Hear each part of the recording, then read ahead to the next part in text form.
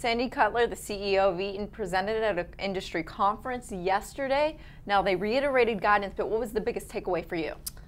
For me, actually, just how confident he sounded in being able to deliver earnings, reiterating margins, which are going to expand this year from last year, and the long-term margin goal of 16% is still very much intact. That's by 2015.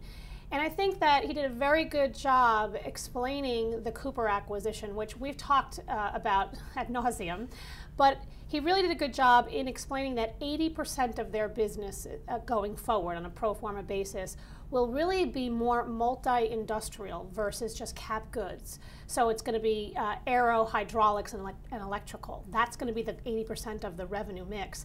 And that should carry, because it's less cyclical and more predictable, that should carry a much higher multiple over time. And so I think you'll see a re-rating in the shares as investors fully appreciate this. And is there any overlap between the Cooper and the Eaton businesses? Well, that's also interesting. No, there's really not. And so what they're going to do is they'll be able to just become a much more, a broader company, but pretty deep in each of their businesses in terms of oil and gas and mining. Again, electrical are areas that they really are going to be focused on. So I think they'll be able to take market share, maybe even more so than I originally thought. This is going to be a big acquisition for them, and they've done a ton of acquisitions in the past. Do you think there are more acquisitions to come?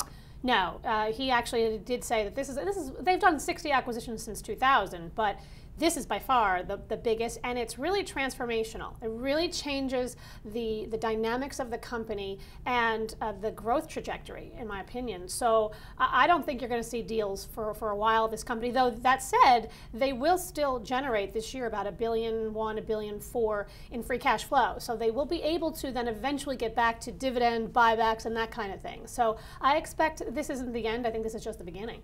Now, they get grouped in with trucks quite a bit. Do you think that after this deal, that stigma will be lifted? I don't know. I mean, I hope so. Sandy did a good job in just talking about how their truck exposure post the deal will be about 5% of total revenues in North America. And that's where you're seeing the softness. So, and I think more importantly that it's their technology, their fuel efficiency products that the manufacturers, truck manufacturers really need.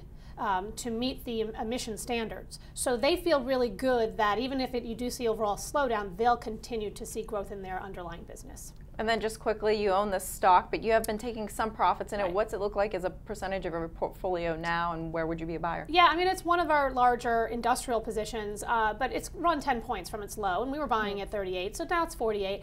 I think that you buy this back at about 45 or below when the dividend yield gets a little bit more attractive, but I do think long term this will stay a core position. This market has fewer players. We're coming into a Monday where we're going to enter in a new stage of tech. It's a stock picker's market. Welcome to the 5 dumbest things. Apple reported earnings